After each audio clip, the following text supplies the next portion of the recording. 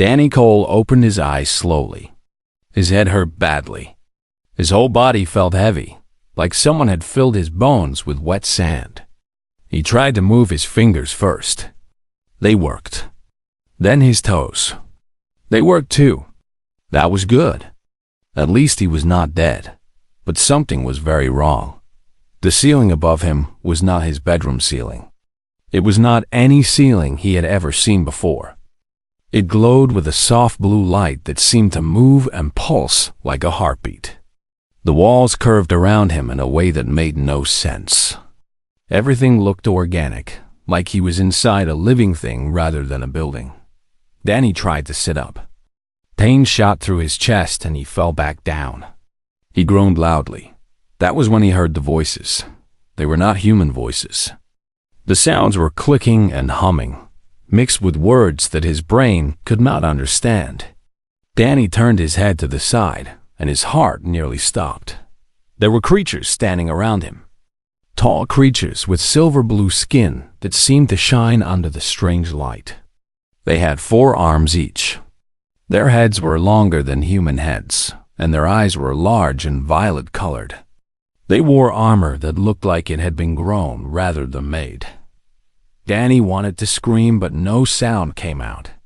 One of the creatures moved closer to him.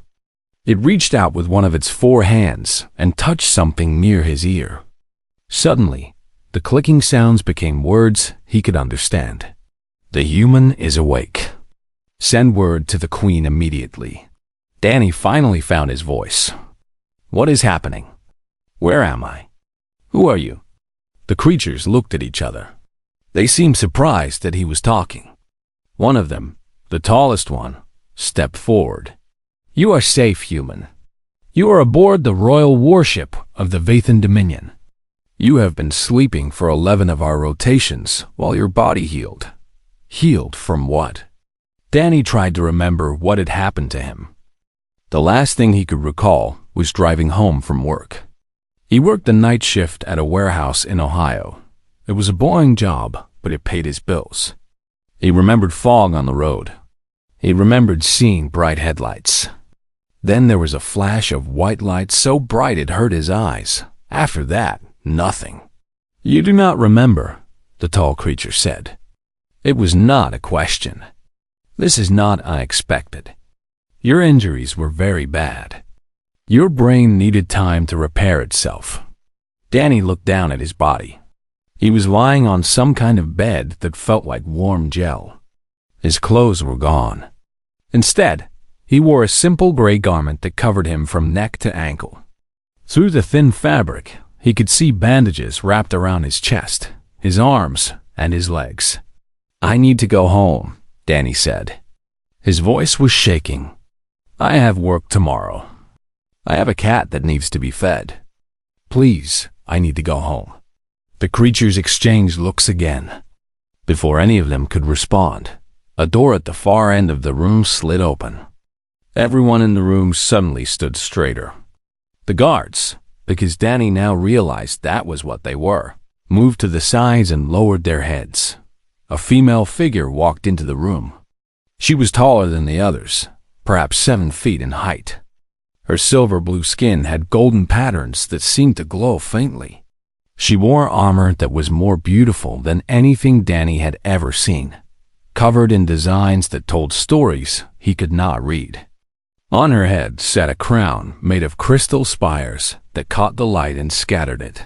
Into Rainbow's dot, she moved with power and grace. Every step she took commanded attention. But there was something else in the way she carried herself. She looked tired. She looked like someone who had been fighting for a very long time. I am Queen Salara of the Vathan Dominion, she said. Her voice was deep and smooth. I have waited many rotations to speak with you, human. Danny did not know what to do. He had never met a queen before. He had never met an alien before. He tried to bow his head, but even that small movement made him dizzy. Please do not strain yourself, the queen said. She walked closer to his bed, and, to the visible shock of her guards, she knelt down beside him. A queen, kneeling next to a warehouse worker from Ohio. "You have been through much. Your body needs more rest." "I do not understand any of this," Danny said. He could feel tears forming in his eyes. He was scared and confused and far from everything he knew. "How did I get here? What happened to me? Please, I just want to go home." Queen Selara looked at him with those large violet eyes. There was kindness in them, but also something else. Respect, maybe. "Or wonder. You truly do not remember," she said softly. "Then I must tell you, Danny Cole of Earth, I must tell you what you have done." Danny blinked. "How do you know my name?" "We found identification in your vehicle. We have been studying your world from afar for many generations. We know much about humanity, or so we thought." She paused. "We did not know what your kind was truly capable of. Not until you showed us. I have not done anything. I am nobody. I work in a warehouse. I move boxes. That is all I do." The Queen smiled slightly. It was a sad smile, full of weight. "Danny Cole, you have saved my world. You have saved my people. You have killed more Kreth in one battle than any warrior in our recorded history. And you have changed everything we believed about humans." Danny stared at her. The words made no sense. He was 26 years old.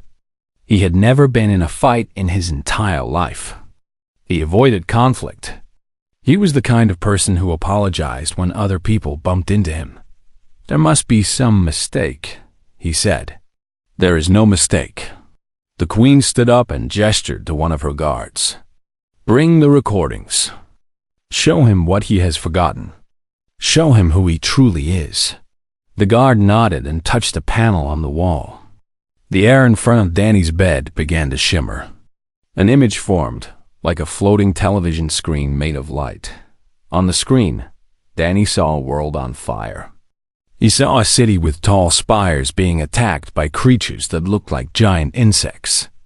He saw silver-blue soldiers fighting and dying. He saw chaos and destruction everywhere. And then he saw himself. The man on the screen was covered in blood and dirt. His clothes were torn. His face was twisted in rage.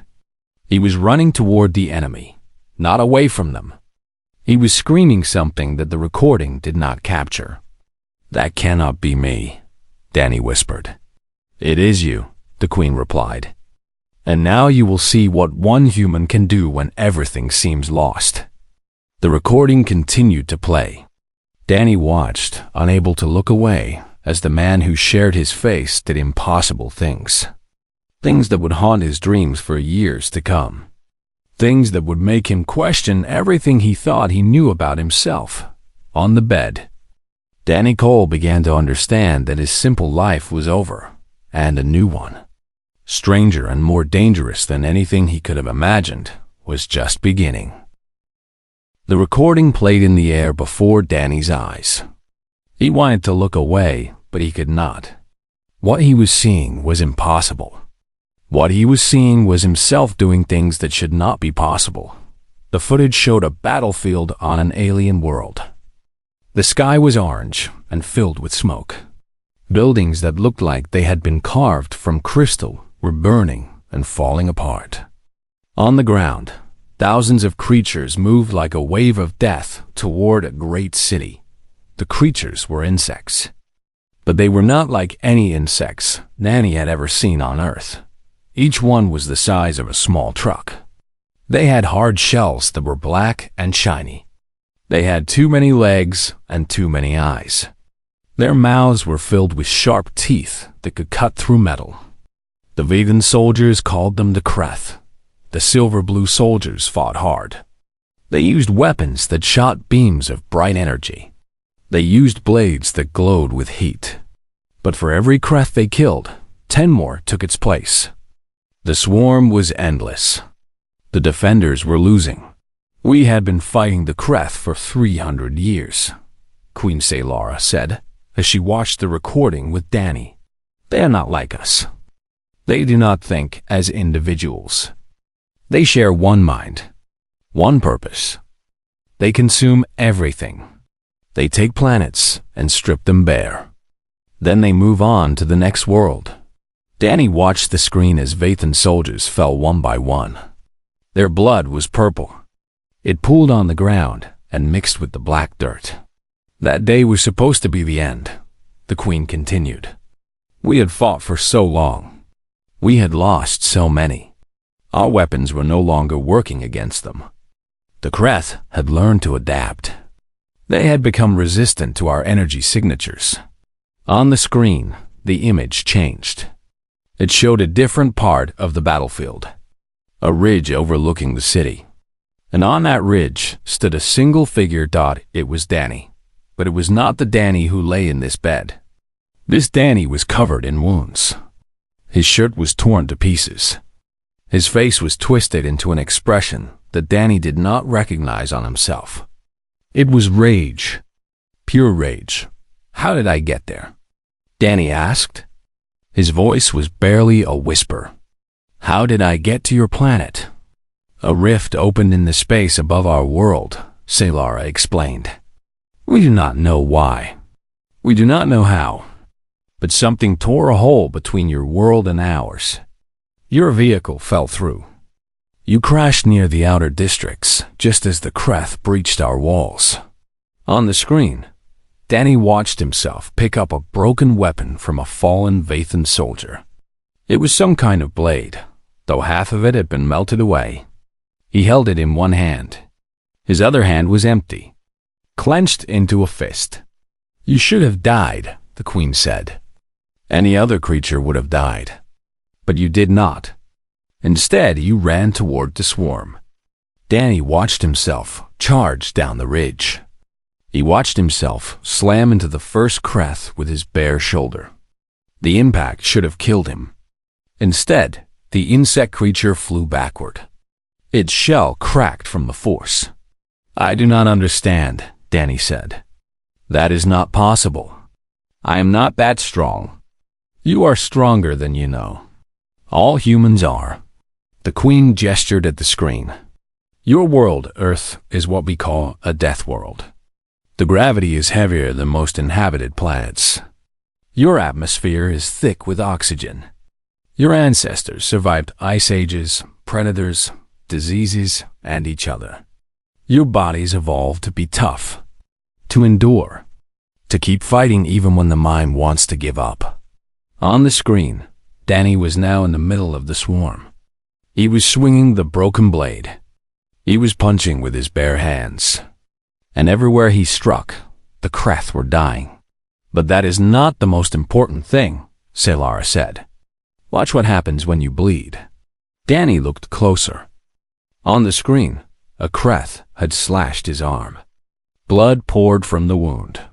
Red human blood. It splashed onto the creature that had cut him. The Kreth started to shake. Its legs gave out. It collapsed to the ground and stopped moving. Your blood is poison to them, the Queen said. Something in your human chemistry is deadly to the Kreth. We do not fully understand it. Our scientists think it may be related to the iron in your blood, or perhaps the bacteria that live inside you. Whatever the reason, your very essence is lethal to our greatest enemy. Danny watched himself fight for what seemed like hours. The timestamp on the recording showed that it had actually been 3 hours. 3 hours of non-stop combat. He should have been exhausted. He should have collapsed. Instead, he kept going. Your endurance is beyond anything we have ever seen, Salara said. Your body produces chemicals that push you past normal limits. Adrenaline, you scientists call it. It makes you faster, stronger, harder to stop. And even as you took damage, your body was already beginning to heal. The recording showed Danny carrying someone now. A young female Vathan in torn clothing. She was unconscious, her arm bent at a wrong angle. He was running with her in his arms, fighting off Kreth with one hand while protecting her with the other. That is my daughter, Queen Salara said. Her voice cracked slightly. Princess Thyra. She was visiting the outer districts when the attack came. She was trapped behind enemy lines. Your vehicle crashed near her location. When you woke up from the crash, you heard her screaming. Danny felt sick. He did not remember any of this. Not the crash. Not the screaming. Not the fighting. You saved her life. You carried her for 6 miles through enemy territory. You killed over 400 Kreth to bring her to safety. And when you finally reached our lines, you collapsed. We thought you were dead. The recording ended. The glowing screen faded away. Danny lay in silence, trying to understand what he had just seen. The Kreth hive mind felt every death, the Queen said. For 300 years, we have been a nuisance to them, an obstacle. But in one day, you showed them something they had never encountered before. You showed them fear. I do not remember any of it, Danny said. He looked at his hands. Now he noticed the small scars that covered them, evidence of wounds that had already healed. The trauma was great. Your mind protected itself by forgetting, but your body remembers. Salar reached out and touched his arm gently. Danny Cole, you are a hero to my people. You saved my daughter. You broke the enemy's advance. Because of you, the Kreth have retreated for the first time in a century. They are afraid of what else Earth might send through that rift. Danny laughed weakly. It was not a happy laugh. I am not a warrior. I do not know how to fight. I just move boxes for a living. Perhaps that is exactly why you were so effective, Sylar said. You had no training, no strategy. You simply reacted. You protected. You survived. That is what humans do, is it not? You survive. A door opened and a young female Vathan from the recording walked in. She was taller now, standing on her own feet. Her arm was in some kind of healing device, but she was alive. Princess Thyra wanted to thank you herself, the Queen said. The princess walked to Danny's bedside. She looked at him with those large violet eyes. Then she did something that shocked everyone in the room. She bowed deeply. You saved my life, she said. I do not have words big enough to thank you, but I will spend the rest of my days trying to repay this debt. Danny did not know what to say. He was just a normal person from Ohio. He had never done anything special in his life. And now an alien princess was bowing to him. You do not owe me anything, he finally managed to say. I do not even remember doing it. Thyra smiled. It was a warm smile, despite her alien features. That makes it even more meaningful, she said. You did not think. You did not calculate. You simply saw someone in danger and you helped. That is the truest form of courage. Danny closed his eyes. He was tired. So tired. His body needed more rest, but his mind could not stop replaying what he had seen. The man on that recording was him. That rage was his rage. That strength was his strength. He just had not known it existed until now. As he drifted back to sleep, Danny Cole wondered what else he did not know about himself, and whether he would ever find his way back home. Days passed aboard the Vathan warship. Danny slowly grew stronger. He could walk now, though his legs still felt weak. He could eat the strange food they gave him, though it tasted like nothing he had ever experienced on Earth. Some of it was sweet. Some of it was salty. Most of it was somewhere in between. The ship was enormous. Danny had been given a tour by one of the guards, a young soldier named Vex, who had been assigned to protect him. The vessel was 3 miles long and could carry 10,000 people. It was not just a warship. It was a small city that traveled through the stars. Everywhere Danny went, people stopped to stare at him. The Vathan people had heard the stories. They had seen the recordings.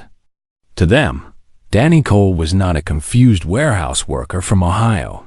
He was a legend. A warrior who had fallen from the sky and saved their world. It made. Danny uncomfortable. He was given quarters that were bigger than his entire apartment back home. The bed was soft and warm. The walls could change color with a touch. There was a window that showed the stars outside, millions of them scattered across the blackness of space. Earth was somewhere out there, but he could not see it. One evening, Danny sat alone in his room, staring at that window. He missed home. He missed his small apartment. He missed his cat, a lazy orange tabby named Noodle who liked to sleep on his face. He missed his job, even though it was boring. He missed traffic and fast food and television and all the normal things that made up his normal life. A knock came at his door. "Come in," Danny said. Not turning from the window, the door slid open and Princess Thera walked in. Her arm was no longer in the healing device. She moved easily now, her injuries mostly recovered. She wore a simple dress instead of armor, and without the crown that royalty usually wore. "You look sad," she said. Danny shrugged. "I suppose I am." Tyra walked over and sat in a chair near him. She did not say anything at first. She just looked at the stars with him. "Everyone keeps calling me a hero," Danny finally said. "But I do not feel like one. I do not remember being brave. I do not remember choosing to fight.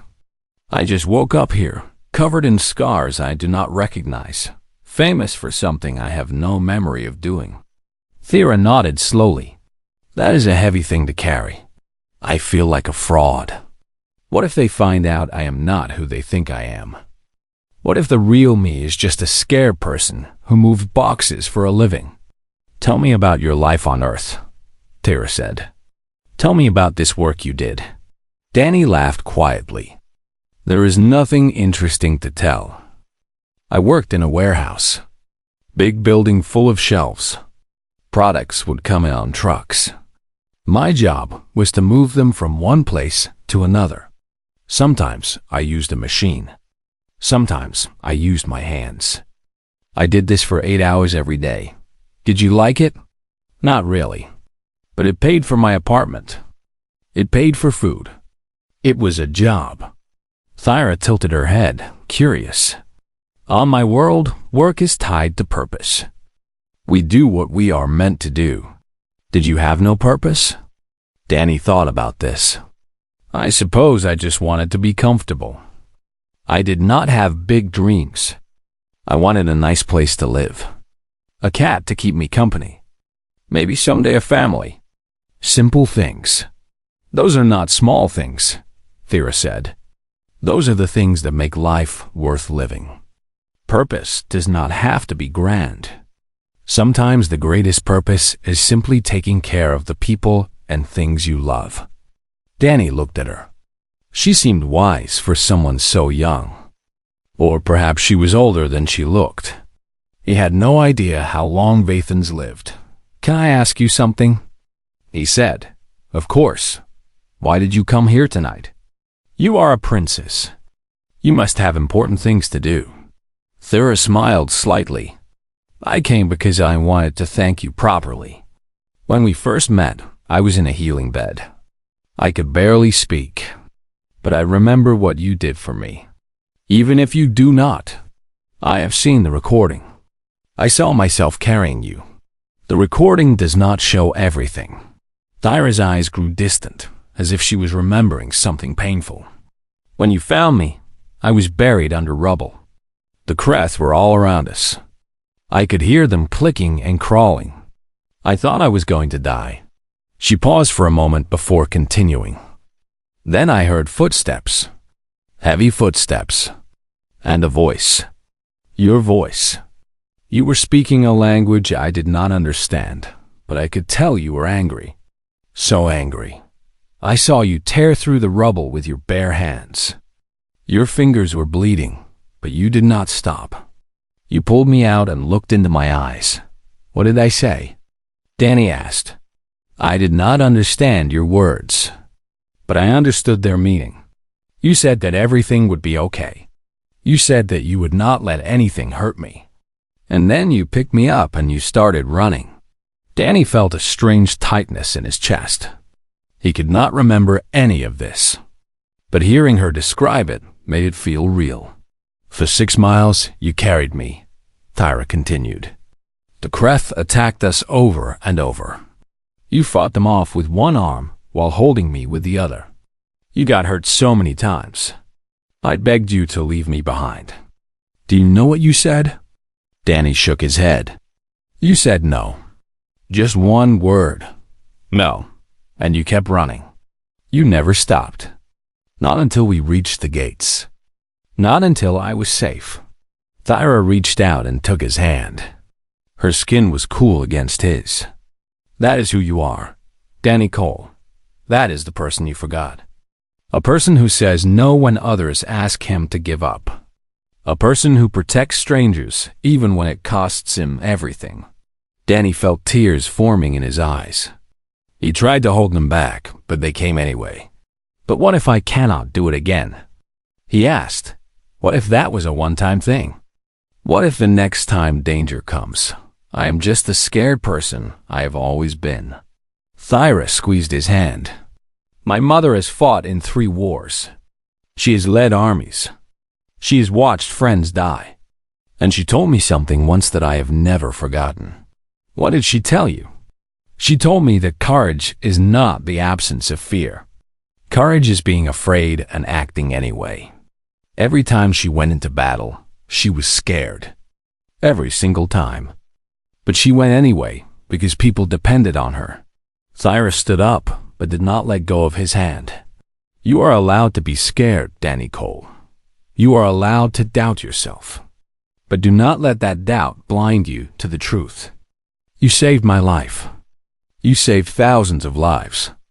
You did it without training or weapons or armor. You did it because somewhere inside you, there is a fire that refuses to go out. That fire is still there. It does not disappear just because you cannot remember lighting it. She released his hand and walked to the door. Rest now, she said. Tomorrow my mother wants to show you something. She says it is important. She says you need to see what your actions have meant to our people. Danny watched her leave. The door closed behind her. He looked back at the stars. Somewhere out there was Earth, home, safety. But for the first time since waking up on this ship, Danny felt something other than fear and confusion. He felt something warm. Maybe it was hope, or maybe it was that fire had talked about. Either way, it was enough to help him sleep that night. And for the first time in days, he did not have nightmares. The alarms woke Danny from a deep sleep. Red light flooded his room, pulsing in rhythm with a high-pitched, screaming sound. The whole ship seemed to shake beneath him. He jumped out of bed and nearly fell. His legs were still not fully recovered, but he managed to catch himself on the wall and stay upright. His door burst open. Vex, his guard, stood there with a weapon in each of his 4 hands. Come with me, Vex said. His voice was urgent. The Queen has called for you. Danny did not ask questions. He followed Vex through corridors filled with running soldiers. Everyone was moving with purpose. Fear hung in the air like a bad smell. They reached the command deck. It was a massive room filled with glowing screens and control panels. Dozens of Vathan officers worked at their stations, speaking quickly in their clicking language.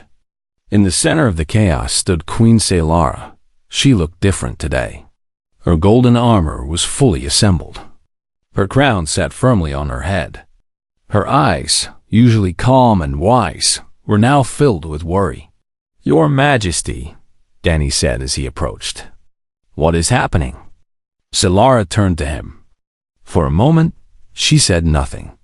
Then she gestured at the main display screen. Danny looked. His stomach dropped. The screen showed space. But it was not empty space.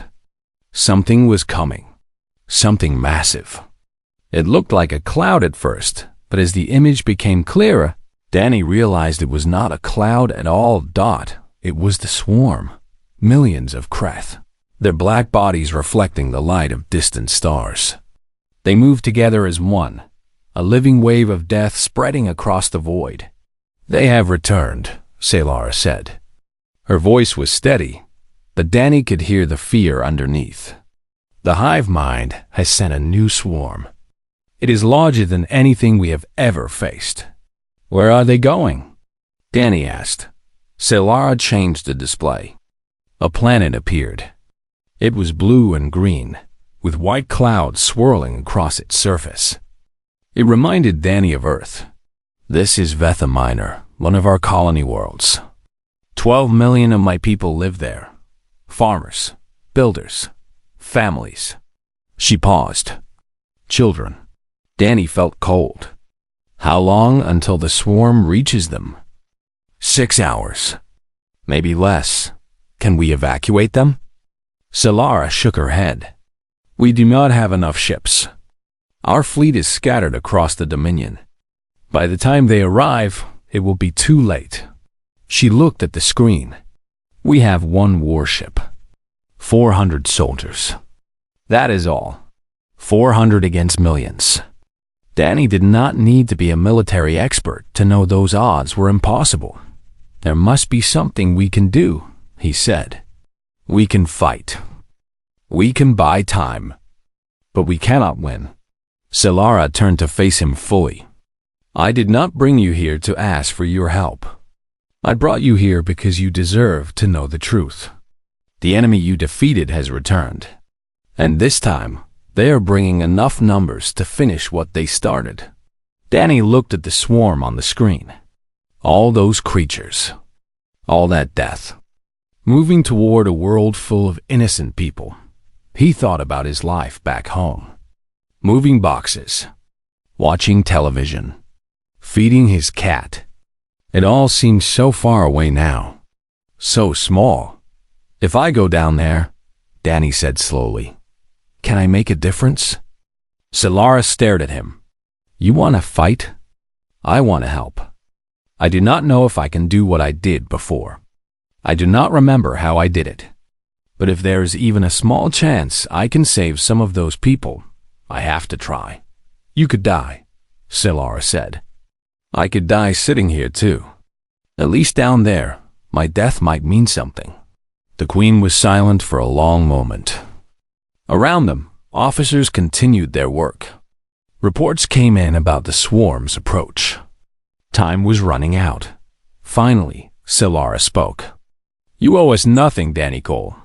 You have already given more than we had any right to ask. If you choose to stay on this ship, no one will think less of you." Danny thought about Thyra. He thought about what she had said last night. About courage being afraid and acting anyway. He was afraid. He was terrified. His hands were shaking, and his heart was beating so fast he could feel it in his throat. But he was going to do this anyway. "Get me to that planet," Danny said. "And get me weapons. Lots of weapons." Salara smiled. It was a fierce smile, full of pride and something that looked like hope. "Prepare a drop pod," she ordered. "And bring the human everything in our armory that can be modified for his use." The next 4 hours were a blur of activity. Danny was fitted with armor that had been quickly adjusted to fit his smaller frame. It was heavy, but it moved with him. He was given weapons. A rifle that shot superheated plasma. A blade that could cut through Kreth shells. Grenades that exploded into fire. They taught him how to use each weapon in quick lessons. Danny absorbed the information as best he could. His hands stopped shaking as he focused on the task. Princess Thera found him in the armory. "I heard what you are planning to do," she said. Danny looked up from the weapon he was examining. "Come to talk me out of it?" "No, I came to give you this." She held out a small object. It was a badge, made from the same crystal as her mother's crown. Strange symbols were carved into its surface. "It is a mark of the royal house," Thyra explained. "It shows that you fight with our blessing. That you are not just an alien. You are one of us." Danny took the badge. It was warm in his hand. "Thank you," he said. "Thank me by surviving." Thera stepped closer. "Come back, Danny Cole. Come back and tell me about your world. I want to hear about Earth. I want to hear about your cat named after food. I want to hear about everything." Danny smiled despite his fear. "His name is Noodle, and if I make it back, I will tell you every boring detail of my life. I will hold you to that promise." The ship's speakers crackled. "Drop pod is ready. Human warrior, report to launch base 7. Danny looked at Thera one last time. He wanted to say something meaningful, something memorable, but the words would not come. Instead, he simply nodded and walked away. The drop pod was a small metal sphere with barely enough room for one person. Danny climbed inside and strapped himself in. Through a small window, he could see the planet below. Vetha Minor, 12 million lives. Celara's voice came through his communicator. "The swarm will reach the main city in 2 hours. Our ground forces are already in position. They will fight beside you." "Understood, Danny." The Queen's voice softened. "If we do not speak again, know that the Vathan people will remember you forever. Whatever happens today, you will be part of our history." Danny closed his eyes. "Let's hope I get to write a few more chapters before the story ends." The drop pod launched. Danny was pushed back into his seat as the small vessel screamed toward the planet below. Through the window, he could see the atmosphere turning orange with heat. He was falling toward an alien world, about to fight monsters that haunted his nightmares, and for the first time since he woke up on this ship. Danny Cole felt like he was exactly where he was supposed to be. The pod hit the atmosphere. Fire surrounded him. The battle for Vetha Minor was about to begin. The drop pod crashed into the central plaza of the colony's main city. Metal screamed as the pod tore through the ground and came to a stop. Danny forced the hatch open and pulled himself out. The air was thick with smoke and the smell of burning. All around him, Vathan civilians were running toward underground shelters. Parents carried children.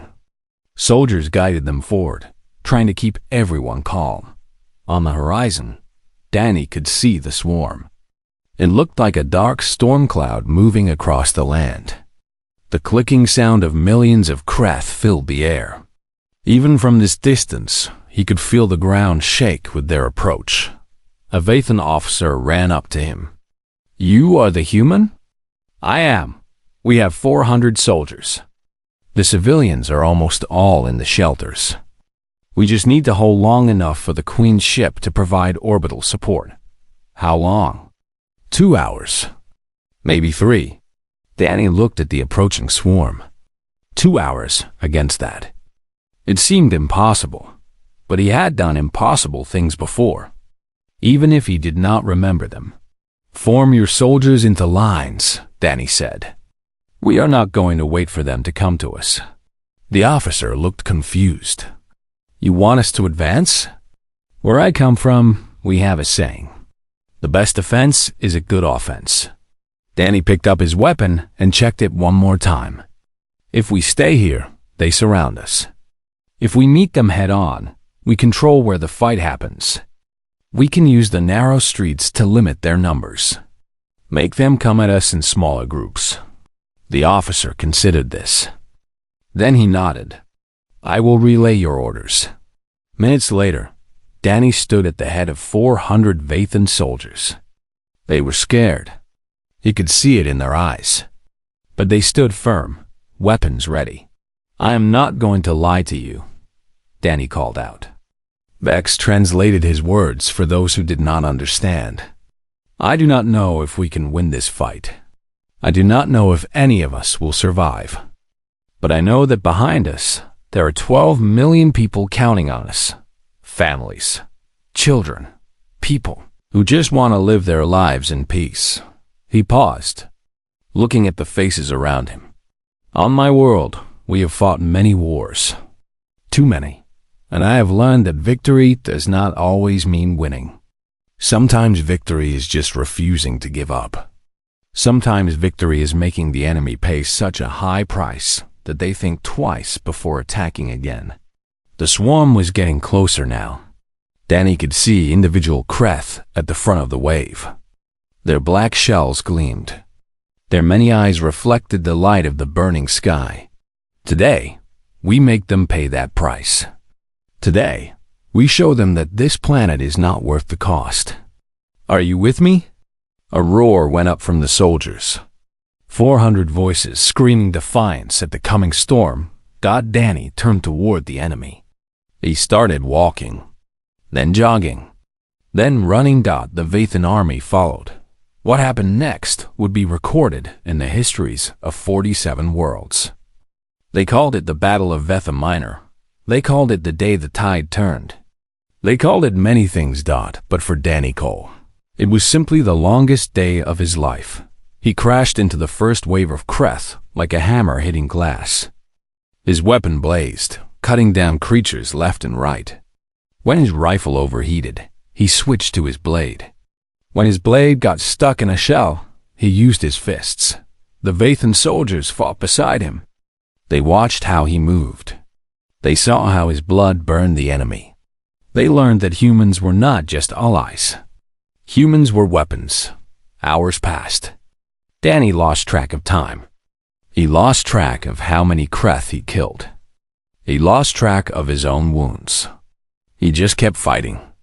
Every time he wanted to stop, he thought of the shelters behind him. The families. The children. He could not let them down. The sun moved across the orange sky. Danny's armor was covered in black Kreth blood and his own red blood. His body screamed for rest, but he refused to listen. At some point, the swarm started to thin. At some point, the clicking sound grew quieter. At some point, Danny realized he was standing alone on a pile of fallen enemies, bellowing at the sky with everything he had left. And then it was over. The Kreth were retreating. Those that remained alive were running. The hive mind had felt enough death. It had tasted enough human blood. And it was afraid. Danny collapsed. His legs finally gave out. He lay on his back, staring up at the orange sky, breathing in shallow gasps. A Vathan soldier appeared above him. It was Vex, his guard. The young alien was covered in wounds, but he was smiling. "We did it," Vex said. "The swarm is broken. Reinforcements are arriving from the fleet. We did it." Danny wanted to respond, but no words came out. His vision was going dark at the edges. The last thing he heard before losing consciousness was cheering. 400 voices celebrating victory. Danny Cole smiled and let the darkness take him. He woke 3 days later in a familiar room. He was back on the Queen's warship, back in the same bed where he had first opened his eyes on an alien ship. Salara was there, sitting beside him. "Welcome back," she said softly. Danny tried to speak, but his throat was too dry. The Queen offered him water. He drank slowly. "How bad?" He finally managed to ask. "You merely died. Again." Salara smiled. "You lost a lot of blood. You had 17 broken bones. Your internal organs were damaged in ways our doctors had never seen before. But you are healing, faster than any creature we have ever encountered. The battle? Victory. The hive mind has retreated beyond the edge of our galaxy. Our scouts report they are moving away at maximum speed. They will not return for generations, if ever." Danny closed his eyes. Relief washed over him like warm water. "Casualties?" he asked. 112 of our soldiers died. Many more were wounded. But the civilians survived. All 12 million of them. Salara's voice was thick with emotion. "You saved them, Danny Cole. You broke the enemy's spirit. You made them fear humanity." They sat in silence for a while. Danny processed everything. He had fought a battle he barely remembered. He had killed more creatures than he could count. He had saved an entire world. And all he wanted was to go home. "I want to go back to Earth," he said. Salara nodded slowly. "Our scientists believe they can reopen the rift. It will take time to prepare, but it can be done. How long? 2 weeks, perhaps.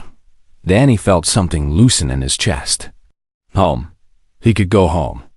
But Danny, the Queen continued, I want you to know something. If you leave, you will be leaving behind a legend. My people will tell stories about you for 10,000 years. You will be remembered as the human who fell from the sky and changed the fate of our world. Legends are nice, Danny said. But I have a cat who probably thinks I am dead. And my mother will be worried. She always worries when I do not call. Lara laughed. It was the first time Danny had heard her really laugh. It was a warm sound, full of genuine joy. Then we will send you home, hero of the Vathan Dominion. But know this, if you ever wish to return, there will always be a place for you among the stars. Your quarters will remain ready. Your name will always be honored. She stood and looked down at him with those violet eyes. And Danny Cole, if humanity ever needs allies, you need only call. The Vathan Dominion will come. We will fight beside you. We will repay the debt we owe. 2 weeks passed. Danny recovered. He said goodbye to Vex, who cried and made him promise to return someday. He said goodbye to Princess Thera, who gave him a data device filled with information about her people so he would not forget them. Finally, he stood before the rift. It glowed blue and white, a tear in the fabric of space that connected two worlds. Are you ready? Lara asked. Danny looked back at the Vathans who had gathered to see him off. Hundreds of them, maybe thousands, all watching him with respect and love. I am ready, he said. He stepped through the rift. White light surrounded him. Then he woke up in his car, on the side of a road in Ohio. The engine was running. The fog had cleared. Through his window, he could see the same trees, the same highway signs, the same boring landscape he had known his whole life. His phone showed that only one night had passed. Danny drove home in silence. He parked in his usual spot. He climbed the stairs to his apartment. He opened the door. Noodle, his orange cat, was waiting for him. The cat meowed once, then rubbed against his legs like nothing unusual had happened. Danny sat on his couch. He stared at the ceiling for a very long time. Had it all been a dream? Had any of it been real? Then he noticed something. A weight in his pocket.